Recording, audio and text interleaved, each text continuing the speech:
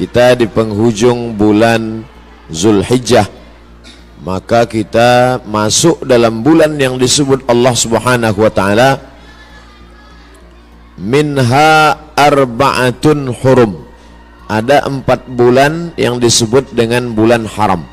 Yang pertama Zulhijjah, yang kedua Zulqa'dah, Zulhijjah, Muharram dan Rajab.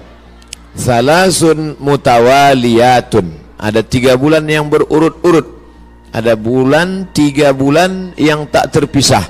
Itulah dia Zulqa'dah, Zulhijjah, dan insyaallah tak lama lagi kita akan masuk ke bulan Muharram. Sedangkan yang 1 bulan ini ma baina Jumada wa Sya'ban, terletak di antara bulan Jumadil Akhir dan bulan Sya'ban, yaitu disebut dengan bulan Rajab. Jadi pada bulan-bulan ini kita dianjurkan beramal. Amal yang paling afdal adalah melaksanakan puasa-puasa sunat. Khusus untuk bulan Muharram nanti itu ada puasa sunat yang disebut dengan puasa Ashura. Jadi kita catat tanggalnya, insya Allah nanti tanggal 1 September itu bertepatan 1 Muharram, berarti nanti pas pada tanggal 9. Yang paling bagus puasa itu tanggal 9, 10, 11. Kalau tidak sanggup 3 hari, karena kata Nabi SAW, jangan sama puasanya dengan puasa Bani Israel. Khaliful Yahud. Bedakan puasa kamu dengan puasa orang Yahudi. Orang Yahudi itu puasanya cuma tanggal 10 saja.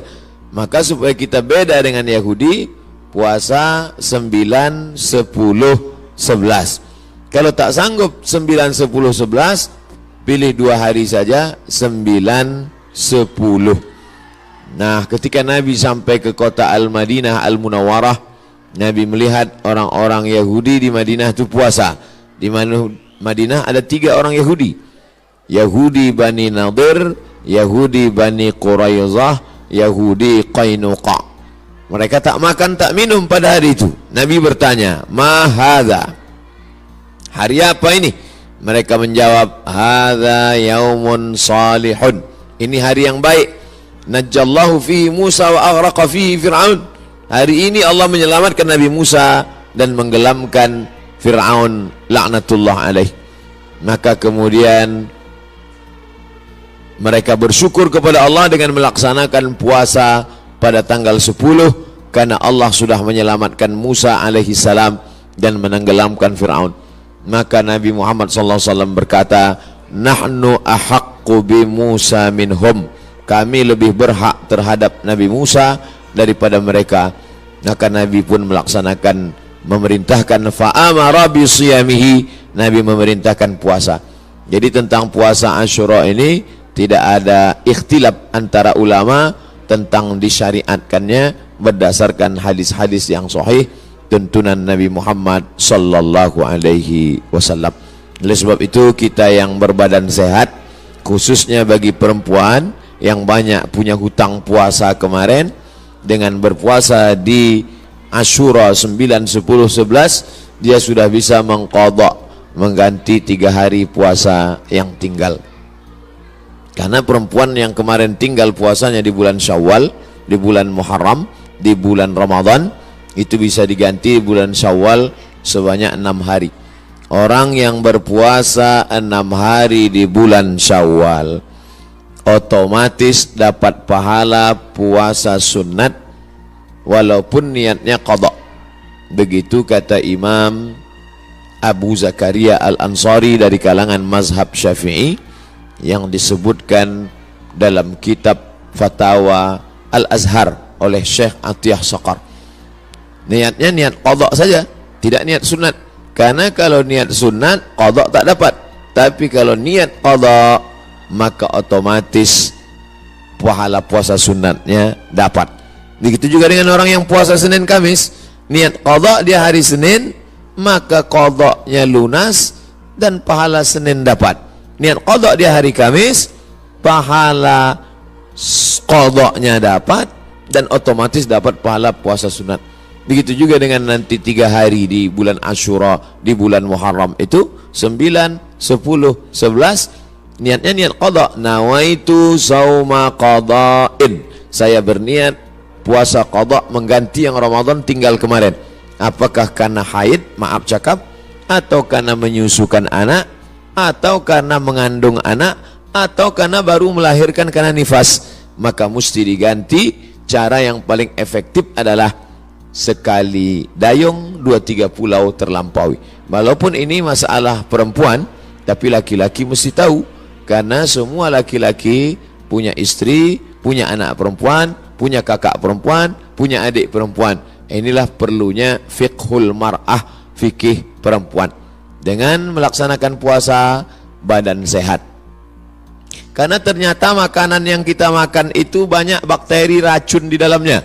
Kenapa padi kita bisa tumbuh tak ada dimakan wereng? Karena ternyata disemprot dengan pestisida. Kenapa buah apel yang kita makan itu tidak berulat? Karena ternyata ulat tak mau memakan apel karena ada pestisida. Bahkan ikan asin yang kita makan pun itu kena formalin. Makanya tak dikerubungi lalat. Lalat pun tak mau. Kita aja yang mau makan ikan asin tuh. Oleh sebab itu orang yang pandai ditengoknya mana ikan asin yang tak dikerubungi lalat tak dia beli, walaupun nampaknya segar. Begitu juga dengan ikan. Dulu kita tahu ikan cuma di es saja. Sekarang ikan disiram, direndam pakai formalin. Akhirnya kita memakan racun. Maka muncullah ada kanker darah, kanker tulang, cancer kata orang barat. Tak ada obatnya sampai sekarang. Ternyata penyakit-penyakit ini bisa hilang dengan menerapkan namanya terapi fasting. Fasting artinya menahan makan. Orang barat tak tahu puasa. Mereka tetap makan buah, makan ringan, minum air putih, tapi mereka tak makan dari pagi sampai siang sampai malam. Ternyata kalau kita tidak makan, maka badan kita memakan diri kita sendiri. Itulah racun-racun hilang di dalam badan kalau orang menerapkan terapi fasting tak makan ini selama 8 hari dalam sebulan. Subhanallah, Masya Allah. Ini belum lahir Nabi, belum lahir lagi orang yang menemukan penyakit ini, sudah diajarkan oleh Nabi Muhammad SAW. 8 hari tak makan dalam sebulan, Senin Kamis, Senin Kamis, Senin Kamis, dan Senin Kamis. Maka siapa yang melaksanakan puasa Senin Kamis, tapi yang lebih bagus lagi adalah lebih banyak daripada Senin Kamis. Karena kalau Senin Kamis cuma 8 saja, tapi yang lebih banyak daripada itu adalah 15 hari. Ahabbus shaum ilallah shaumi Daud. Puasa yang paling disukai Allah adalah puasa Nabi Daud alaihi salam. Yasumu yauman, puasa hari ini, makan besok. Puasa hari ini, makan besok. Adapun saya menyampaikan tentang puasa ini karena kebetulan kita di hari baik, bulan baik. Bukan berarti saya sedang puasa, tidak. Jadi jangan nanti ketika diajak makan, Ustadz itu cuma pandai ceramah aja itu. Buktinya dia makan juga. Ini pun ceramah ini tak terlalu lama, karena tadi saya dapat kabar cepat sikit, kepiting ini udah mau lari gitu. Bapak Ibu yang dimuliakan Allah Subhanahu wa taala, oleh sebab itu nampaknya di masa akan datang tak bisa lagi kita ceramah dalam masjid, mesti dibuatkan pentas karena jamaah mengamuk-ngamuk. Ini kalau dipeturutkan betanggalan pintu-pintu masjid ini nanti lama-lama. Saya beberapa tablik akbar nih saya minta supaya di dalam masjid, karena kalau di keramaian ini dibuat pentas, orang ramai, tak semuanya senang, banyak juga yang takut nengok orang banyak. Jadi saya minta ke panitia dalam masjid aja biar supaya tenang, lebih sejuk. Rupanya masyarakat tak bisa dibendung. Inilah buktinya, melimpah ruah. Kasihan, di masa akan datang nanti panjang umur, sehat badan, kita buat di stadion lapangan sepak bola. Untuk hari ini sabar-sabarkan aja dulu. Jadi yang di luar menengok, tengok aja lah layar TV itu sama macam menonton TV One hari biasa. Nanti saya sampaikan, selesaikan dulu pesan-pesan ini. Setelah itu nanti saya jawab beberapa pertanyaan. Setelah itu kami pun akan langsung menuju airport karena saya akan berangkat pulang. Ini tausiah yang terakhir. Mudah-mudahan tausiah yang terakhir ini yang terbaik insyaallah. Jadi intinya pulang nanti Bapak Ibu sekalian, bapak-bapak sampaikan pesan ke istrinya supaya mengganti puasa. Nanti kalau ada yang bertanya apa isi ceramah Ustaz Somad tadi, supaya kau ganti puasa. Karena suami disuruh Allah, ya ayyuhalladzina amanu, wahai para suami, qu anfusakum, jaga dirimu, wa ahlikum, istrimu, anakmu, naro, jaga dari api neraka, yaitu dengan melaksanakan puasa. Ibu-ibu, perempuan-perempuan banyak tahan makan, tahan minum. Apa nama programnya? Diet. Dia mau diet, kurus. Diet, tahan makan, tahan minum. Tapi orang diet tak dapat pahala. Tapi kalau orang puasa, dua-duanya dapat. Pahala dapat, qadha lunas, pahala sunat dapat, diet menyusul. Dengan syarat jangan diganti di waktu malam. Karena banyak juga mengkodok puasa di waktu siang, mengkodok makan di waktu malam. Nah, tak dapat apa-apa. Oleh sebab itu maka badan sehat, otak sehat, orang yang sedang melaksanakan puasa menanamkan takut kepada Allah Subhanahu wa taala. Takut menganiaya orang, takut menengok yang haram, takut membicarakan aib orang. Kalau sedang puasa Asyura itu nanti mana ada orang mau membicarakan aib orang lain? Ibu-ibu yang ditelepon kawannya cerita tentang tetangga, anak si fulan, istri si fulan, tak mau dia bicara. Jangan bicarakan aib orang lain, stop. Nanti malam baru kita bahas, kata dia. Haram, tak boleh. Man lam yada' qaulaz zur, siapa yang tak meninggalkan cakap kotor, cakap yang tak baik, membicarakan aib orang lain, menganiaya, falaisa lillahi hajatun fi ayyada'a ta'amahu wa syarabahu. Tak ada gunanya dia tahan makannya, dia tahan minumnya, kalau tidak menahan cakap kasar, aib, ghibah, namimah. La yadkhulul jannatan lamamun, tak masuk surga orang yang membawa-bawa cakap orang. Cakap si A tentang si B disampaikan oleh si B kepada si C, beradu kepala si B dengan si C gara-gara si B. Oleh sebab itu dalam hadis dikatakan Nabi membelah pelepah kurma, Nabi tusukkan ke suatu makam. Sahabat heran, kenapa kau tusukkan pelepah kurma itu ya Rasulullah? Kata Rasulullah, ini orang yang di dalam kubur ini sedang kena azab. Azab apa? Azab kubur. Itulah makanya sebelum salam kita berdoa, Allahumma inni a'udzubika min azabi jahannam wa min azabil qabri. Minta jauh dari azab kubur. Kenapa dia di azab kubur ya Rasulullah? Ada dua dosa dia. Yang pertama, kena azab kubur karena namam, membawa-bawa cakap orang. Oleh sebab itu kalau lidah ini terpancing mau bicara aib orang lain, stop, diisi dengan zikir, tasbih, tahmid, takbir, tahlil. Tasbih subhanallah, tahmid alhamdulillah, takbir Allahu akbar, tahlil la ilaha illallah. Kalimatani, dua kalimat, khafifatani alal lisan, ringan di lidah, thaqilatani fil mizan, berat pada timbangan hari kiamat, habibatani ilar rahman, disukai Allah. Subhanallah bihamdihi subhanallahil azim, subhanallah bihamdihi subhanallahil azim, subhanallah bihamdihi subhanallahil azim. Jadi yang paling bagus diisi pada bulan haram ini, Dzulqa'dah, Dzulhijjah, Muharram, ini adalah puasa sunat. Tapi ada 4 hari di bulan ini tak boleh puasa. Di antara 3 bulan ini ada 4 hari tak boleh puasa.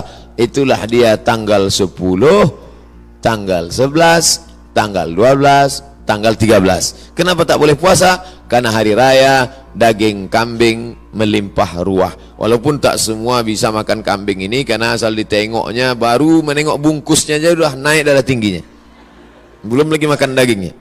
Nah, adapun sekarang inilah masanya membakar kolesterol, membakar karbohidrat, membakar yang kita makan pada saat penyembelihan hewan kurban kemarin. Adapun ibu-ibu, bapak-bapak yang masih banyak daging kurban di freezer itu, sedekahkanlah kepada anak yatim, fakir miskin.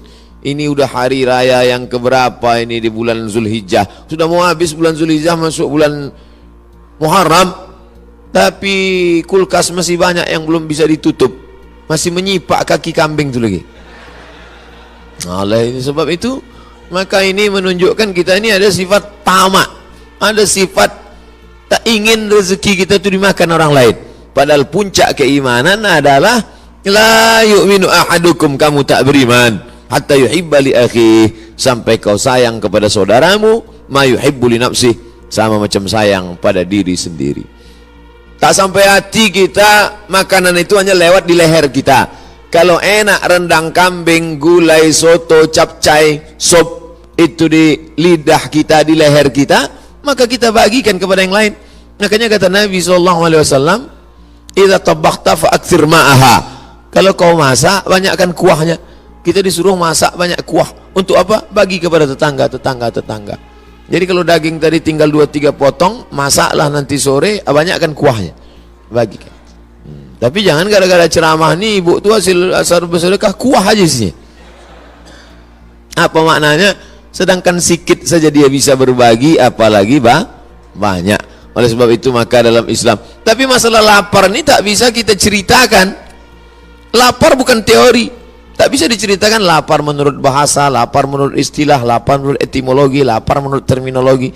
Lapar mesti dirasakan. Setelah kita rasakan lapar itu, maka muncullah rasa berbagi. Lapar Ramadan sudah lupa, udah agak lama. Ramadan, Syawal, Zulqa'dah, Zulhijjah, 5 bulan setelah itu datang kita disuruh mengingat lapar lagi. Itulah dia lapar 3 hari, tanggal 9, tanggal 10, tanggal 11. Ngaji jangan cuma pengajian aja.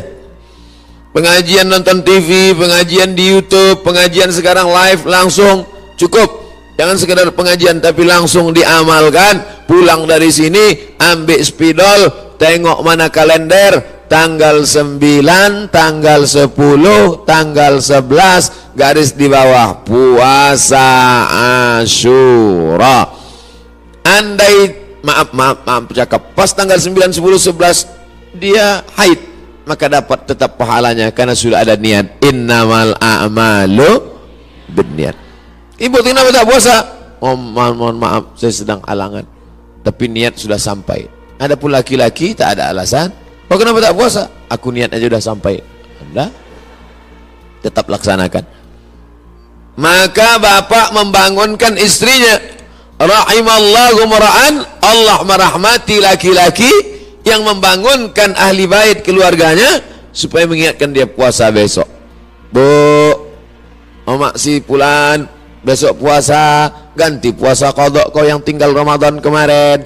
Begitulah beruntungnya kalau punya suami solehah, kalau punya suami soleh, istri solehah.